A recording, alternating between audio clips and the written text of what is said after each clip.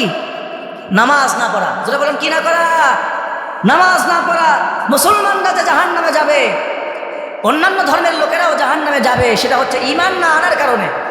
আর ঈমান আনার পর মুসলমানরা জাহান্নামে যাবে নামাজ না পড়ার কারণে। যেটা বলেন কি করার কারণে?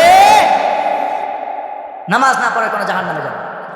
জাহান্নামীদেরকে যখন প্রশ্ন করা হবে কেন জাহান্নামে আসলে, জাহান্নামীরা একটা জবাব দিয়ে বলবে, তাদেরকে বলা হবে কেন জাহান্নামে এসেছো, জাহান্নামীরা জবাবে বলবে ক্বালু লাম নাকু মিনাল মুসাল্লিন ওয়া লাম নাকু নুতঈমুল মিসকিন ওয়া কুন্না নাখুদু মা'আল খাইদিন ওয়া কুন্না নুকাযযিবু বিয়াউমিদ্দিন। সুবহানাল্লাহ। এখানে নামাজিরা যারা জাহান্নামে যাবে, যতগুলো জাহান্নামী আছে, প্রশ্ন করা হবে যারা ঈমানদার, তাদেরকে বলা হবে তোমরা তো কালেমা পড়েছিলে দুনিয়ায়, তোমরা তো মুসলিম ছিলে, জাহান্নামে এসেছো কেন? তখন মুসলিমরা জবাব দিয়ে বলবে আমরা জাহান্নামে আসছি কয়েকটি কারণে, তার মধ্য থেকে প্রধানতম কারণ হলো আমরা নামাজি ছিলাম না। কি ছিলাম না? নামাজি ছিলাম না। এই পৃথিবীতে আল্লাহ তাআলা যত নবী এবং রাসূল পাঠিয়েছেন প্রত্যেকটি নবী ছিলেন নামাজি। প্রত্যেকটি নবী কি ছিলেন? আর প্রত্যেকটি নবী হচ্ছেন সমাজের আদর্শবান নেতা ছিলেন। যদি বলেন কি ছিলেন? আল্লাহ রাব্বুল আলামিন সে কথা কোরআনে বলছেন এইভাবে, ওয়াজআলনাহুম আইম্মাতান ইয়াহদুনা বিআমরিনা ওয়া আওহাইনা ইলাইহিম ফি'লাল খায়রাত ওয়া ইকামাস সালাত ওয়া ইতাআস যাকাত ওয়া কানু লানা আবিদিন। আল্লাহ রাব্বুল আলামিন বলেন, নবী ইব্রাহিম, আমি আপনাকে নেতা বানিয়েছি, ইমাম বানিয়েছি, আর আমি রব্বুল আলামিন আপনাকে ওহীর মাধ্যমে অর্ডার করছি আপনি মানুষকে কল্যাণের দিকে আহ্বান করুন, নামাজ কায়েম করুন, যাকাত আদায় করুন। আর নবীরা প্রত্যেকেই ছিলেন আল্লাহ তাআলার একান্ত অনুগত বান্দা, ইবাদতকারী বান্দা, আল্লাহর অনুগত বান্দা, আনুগত্যশীল বান্দা ছিলেন প্রত্যেক নবী। কোন নবী আল্লাহ তাআলার হুকুমের বাইরে এক মুহূর্ত চলেন নাই। সুবহানাল্লাহ। আমার নবীকে রব্বুল আলামিন অর্ডার করছেন অর্ডার করুন আর নিজে নামাজ পড়ুন, নামাজ প্রতিষ্ঠিত করুন। আর আমি তো আপনার কাছ থেকে রিজিক চাই না, রিজিক আমি আল্লাহ দেই। যদি বলুন তো রিজিক দেন কে?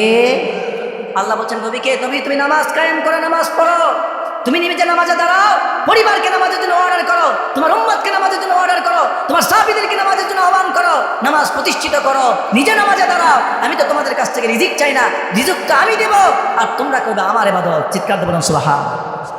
এখান থেকে ছোট্ট একটা কথা বোঝাতে চাই। এবার বলুন তো নবী তো নবী, আবার রসুল পাশাপাশি আমাদের নেতাও কিনা? প্রত্যেকটি নবী নবী রাসূলের পাশাপাশি নেতা কিনা? সবাই মানেন যে নবী রাসূল আমাদের নেতা? কারা কারা নেতা মানেন না? এবার কারা কারা নবী রাসূলকে নেতা মানেন? হাত তুলে দেখান তো, হাত নামান। এবার ছোট্ট করে একটা কথা বলি, কিন্তু আমাদের বাংলাদেশে কিছু কিছু লোক আছে, ছাগলের 3 নম্বর বাচ্চা, ও নিজেকে মুসলমান বলে পরিচয় দেয়, কিন্তু এই কথা বলে রসুলকে রসুল মানি কিন্তু নেতা মানি না। কথা শুনেছেন আপনারা? কথা শুনে তো এতক্ষণ তো একটা নাউজুবিল্লাহর আওয়াজ শুনতে পারেন, মনে হয় শোনেন নাই, ক্যামেরা দেখতেছেন নাকি? ক্যামেরা মানুষকে সবটা করে দেবো, ক্যামেরা ঘুরে দেন, এদের সুখ টাকা যেন ভিডিও করে এর ভাইরাল করে দেয়। আমাদের দেশের কোন নেতা যদি বলে আমরা মুসলমান, কালেমা পড়েছি, কোরআন বিশ্বাস করি, আল্লাহকে বিশ্বাস করি, রসুলকে বিশ্বাস করি, কিন্তু নেতা মানি না, পরিমাণ আছে? কথা বলেন, ইমান আছে? রসুল তিনি নবী,